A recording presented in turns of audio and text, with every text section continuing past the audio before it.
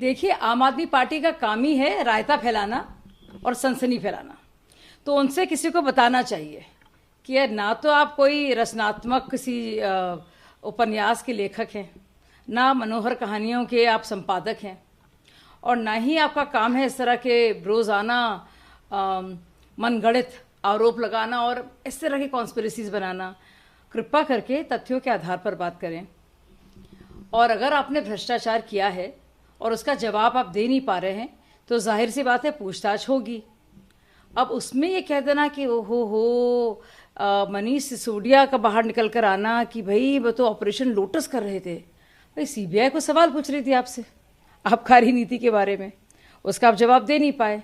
तो पहले तो आपने कहा कि नहीं, ये तो बीजेपी जो है हमें अपनी पार्टी में लाने की कोशिश कर रही है। सवाल ये है कि मनीष सिसोदिया सबसे हारते हारते बचे थे, कोई उनको पार्टी में क्यों लाना चाहेगा, भाजपा में वो भी। दूसरी बात अब ये कि उनको कोई मारना चाहता है। तिहाड़ जेल प्रशासन की तरफ से साफ साफ बयान आ गया है कि बहुत ही सुरक्षित है वो।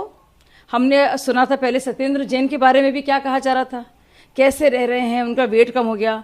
पता चला वो तो बाकायदा मसाज पार्लर चल रहा था, खूब आराम से वो अपना उनका ख्याल रखता था, बड़े ऐशो आराम से वो जो 5 स्टार सुविधाएं ले रहे थे।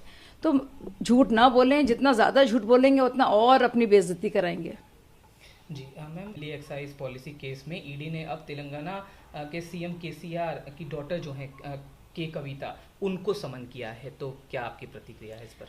देखिए, के कविता और आबकारी नीति और उससे जुड़े हुए सारे ही संबंधित लोग जो हैं, जो कि आरोपी माने गए हैं, उन सबके बीच का क्या कनेक्शन है, ये तार कैसे जुड़े हैं, किस तरह से किकबैक्स या पैसा दिया गया है और किस तरह से डिजिटली उन सबका ताल्लुक है, इस बात के संदर्भ में बाकायदा, क्योंकि उनके खुद के पीए ऑलरेडी अरेस्ट हो चुके हैं, इसमें एक सांसद का भी नाम आया है, और खुद के कविता के जो निजी सलाहकार थे, पीए थे, उनका अरेस्ट हो गया है। तो जाहिर सी बात है कि कविता जी को आना पड़ेगा और बताना होगा कि भैया ये क्यों उनके पीए गिरफ्तार हुए हैं, क्या लेना देना था, क्यों लाइसेंसेस रिटेल के साउथ के जो थे कैसे मिले हैं, औरोबिंदो फार्मा कंपनी के जो मेन मालिक हैं उनका नाम, के कविता जी का नाम, और आबकारी नीति में के कविता के पीए का नाम, और बाकी लोगों का क्या रिश्ता है, चाहे वो विजय नायर हो और बाकी समीर महेंद्र हों।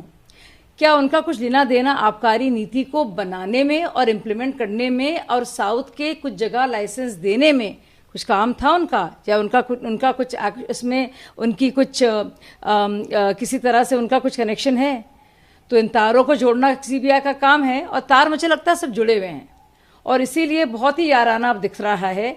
इसीलिए अब नया जो एक बड़ा बनाना चाह रहे हैं कोलिशन, और एक नया ग्रुप बनाना चाह रहे हैं, और इसीलिए केसीआर और केजरीवाल जी की दोस्ती की वजह ये भी है, ये जो रिश्ता है ना भ्रष्टाचार का, ये बहुत गहरा रिश्ता होता है, और ये रिश्ता अपने आप में जो है ये कनेक्शन दोनों का साफ दिखाता है। ये उनका मॉडल है कोऑपरेटिव फेडरलिज्म का। उनके कोऑपरेटिव फेडरलिज्म का मतलब ये है कि मिल मिलकर भ्रष्टाचार करो, सवाल कोई पूछे तो बस सेंटर को गाली गलौज करो। जी भाई, चाहे लालू प्रसाद यादव हों या कपिल सिब्बल हों, यही केजरीवाल जी और उस वक्त अन्ना हजारे आंदोलन जिसमें मैं भी शामिल थी, लगातार इन सबको कहते रहे भ्रष्टाचारी, और अब देखने को मिल रही है बड़ी नई किस्म की यारी।